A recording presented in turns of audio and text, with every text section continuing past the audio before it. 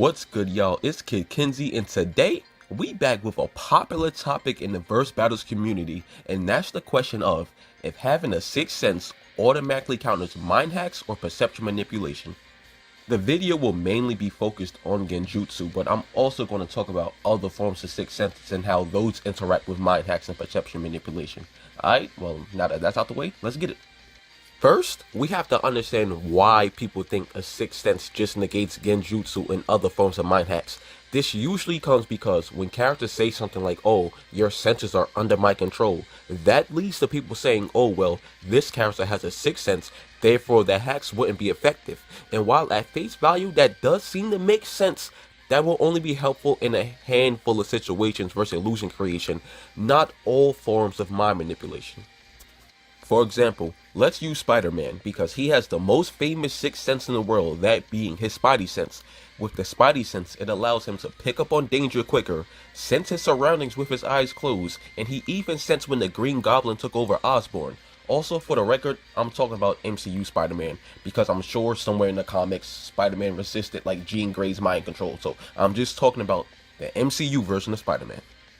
As we saw in his first fight with Mysterio in Far From Home, Mysterio's illusions were constantly fooling him, and he didn't know what to attack or dodge, but in their final clash, all he had to do was close his eyes and rely on his Spidey sense, and that's how he navigated himself through the illusions. So yes, in some instances, a sixth sense is helpful.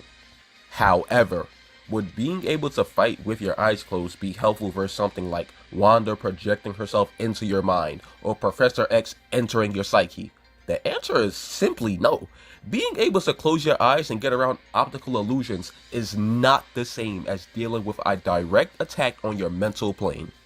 Because even if your mind was under attack and you were still able to sense danger or whatever on the outside, there's still the issue of you're dealing with an attack internally that doesn't go away simply because you could sense stuff on the outside.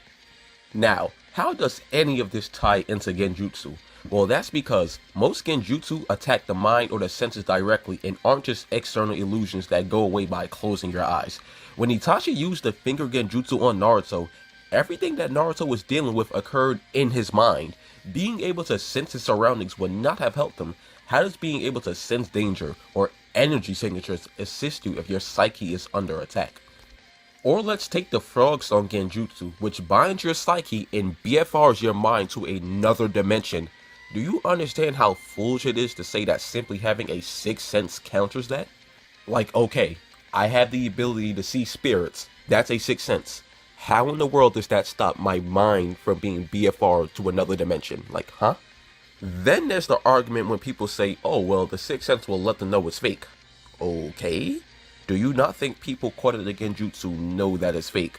The effects still work, fam. Sasuke and Itachi knew Kabuto caught them in the genjutsu. They actually saw through the genjutsu, but the paralysis effect was still in play. C knew Sasuke had him in the genjutsu, but the effect still lasted. The Koda Matsukami is a genjutsu to where it's complete mind control. It gives you a command and you must follow it because the genjutsu rewrites your mind and memories to the point where you believe that the actions you are taking are coming from the bottom of your own heart. With this genjutsu, Itachi was going to install the command protect Konoha into Sasuke, and despite the fact that Sasuke was dead set on destroying the Leaf Village, this would have rewritten his mind. So please tell me, why in the world would a sixth sense just automatically stop any of that? Also, y'all do know that there are many types of sixth senses. A sixth sense is just anything that isn't one of the traditional five.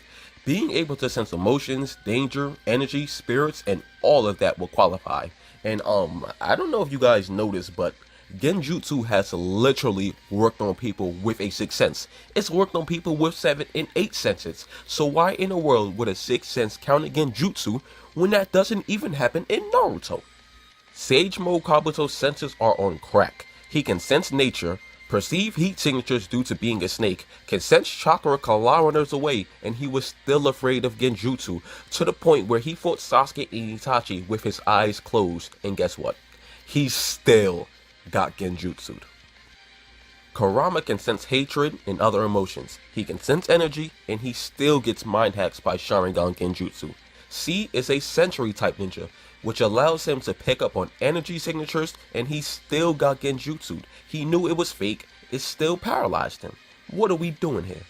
Another thing I think people don't realize is, if your mind is under attack and is being messed with, you won't necessarily be able to use all of your abilities correctly.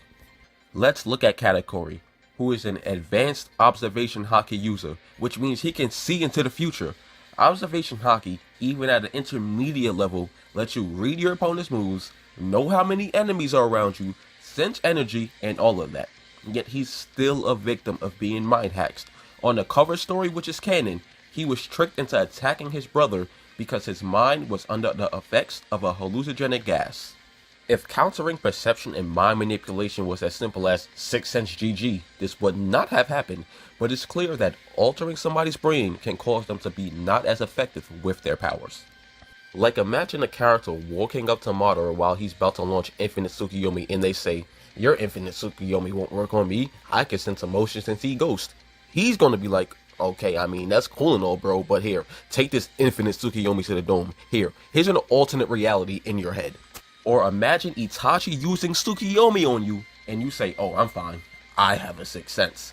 Itachi's gonna be like, "That's cool and all, but I still dragged your mind to an alternate dreamscape where I control time, space, gravity, and matter, your memories to the point where I can cause you to relive nightmares, your perception and pain to the point where I can make you endure torture, and your age to the point where you can live out decades of your life in the illusion, and your physical body will die due to the trauma. Oh, and all of this takes place in a picosecond. So yeah, let me know how your 6th sense helps you get out of that one."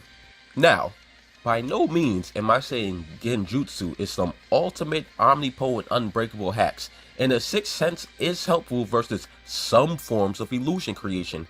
I just made this video mostly to address the silly argument that just because you have a 6th sense, that mind and perception manipulation is now somehow ineffective.